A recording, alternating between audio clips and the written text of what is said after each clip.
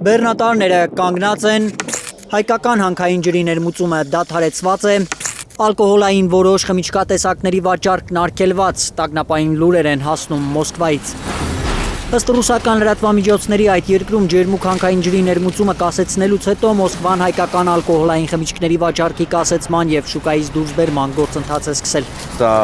կարող է շատ վատ բացասական ազդեցություն ունենա այս մեր տնտեսության վրա։ Իսկ եթե չունենք տնտեսություն կամ տնտեսությունը կաղում է, դրանից բխող բոլոր, այսպես ասած, պաբոշնի էֆեկտներով կարանք մենք լուրջ խնդիրներ ունենանք, թե անվտանգային,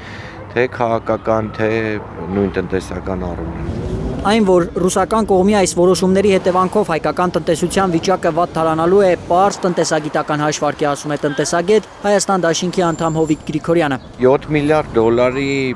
ապրանքաշրջանառության մասին է։ Ռուսաստանի հետ 7 միլիարդ դոլարի հասնող ապրանքաշրջանառությունից կոպեկներ կմնան, եթե ռուսական սահմանափակումները ոչ թե վերացվեն, այլ ընդհակառակը տարածվեն նաև հայկական այլ ապրանքների վրա, նկատում է տնտեսագետը։ Խոսվում է գյուղմթերքի մասին եւս, գյուղմթերքի մասով եւս ունենք խնդիր։ Ծիրանի, կերասի, Ռուսաստան արտահանվող մյուս մրգերի բերքահավաքի շեմին դրանց ներկրումը նույնպես կարող է վերանայել Ռուսաստանը, լսել է Գրիգորյանը։ Կարծում եմ, որ նաև առաջիկայում, քանի որ հեսա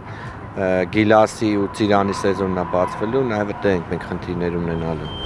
Ինտերֆաքսն այսօր է հայտնել, որ Ռոսսել Խոզնաձորի աշխատանքային խումբ կա Հայաստանում, որը ստուգումներ է անում այն ձեռնարկություններում, որոնք արտադրանք են մատակարարում Ռուսաստան։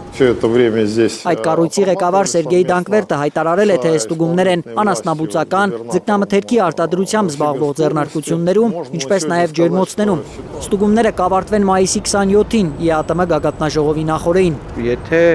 առաջիկա դեդլայնը դրված 27-ին, դա պատահական չի ու շատ հավանական է, որ զեկույցով հանդես գան, որ ապրանքը չի համապատասխանում ԵԱՏՄ ստանդարտներին, պահանջներին ու ինչ-որ մի հատ արհեստական ձևով փորձեն սառեցնել, փորձեն կասեցնել։ Այն, որ Աստանայում ԵԱՏՄ գագաթնաժողովին կարող է քննարկվել մաքսային այդ միությունում Հայաստանի կարգավիճակի հարցը, Մոսկվայից մի շարք բարձրաստիճան դեմքեր են հայտարարել, պատճառաբանելով Հայաստանի եվրամերձեցման օրակարգը։ Այս շպագատի քաղաքականությունը, որ վարվում է այս իշխանության կողմից, լավ տեղ չի տանում։ Այսինքն մտել ենք մի հատ գեոպոլիտիկ խաղերի մեջ, հա, փորձում ենք դուր գալ մի կողմին, մյուս կողմին վնասելով։ Երևանն հիմա փորձում է վնասել այն կողմին, որտեղ գյուղմթերքի մեծ մասն է իրացնում, նկատում է Գրիգորյանը։ Հայաստանից արտահանվող ապրանքի, հատկապես գյուղմթերքի 60-70%-ը գնում է հենց ռուսական շուկա։ Սա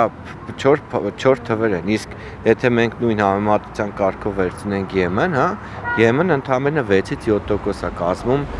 Չի կարող եվրոպական շուկան փոխարինել ռուսականին, պնդում է տնտեսագետը եւ բացատրում, թե ինչու հեռու է Եվրոպան։ Եթե մենք փորձենք գյուղմթերք արտահանել եվրոպական շուկա,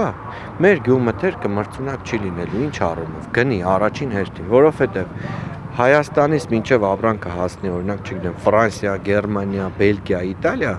իրա միայն լոգիստիկ ծախսերը շատ ավելի շատ է լինելու։ Ռուսական, Եվրասիական տնտեսական միության գրեթե 200 միլիոն սպառող ունեցող շուկայից զրկվելը տնտեսական արհավիրք կլինի Հայաստանի համար։ Առաջին ունենալու են գնաճ, այն ապրանքների մասով, որով մենք ներմուծում ենք, իսկ գաղտնիք չի, որ առաջի սպառման ապրանքներն ես ներմուծում ենք ռուսական, հա, հիմնականում։ Երկրում բոլորի գրպաններին է անդրադառնալու գնաճը, համոզված է տնտեսագետը։ Իշխանությունը որոշ անձիկ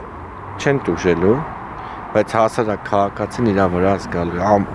Գյուղացին, որ ամեն օր իր կռիվ է տվել հողի բնության հետ, որ ինչ որ բարիք ստանա, վաճառի, դրա արդյունքը տեսնի, ինքը չի տեսնել, որովհետև չի կարողանալու վաճառի։ Ալբերտ Սերոբյան, Նորայր Շարբաթյան, Արմեն Ապրեսյան, Հայլուր։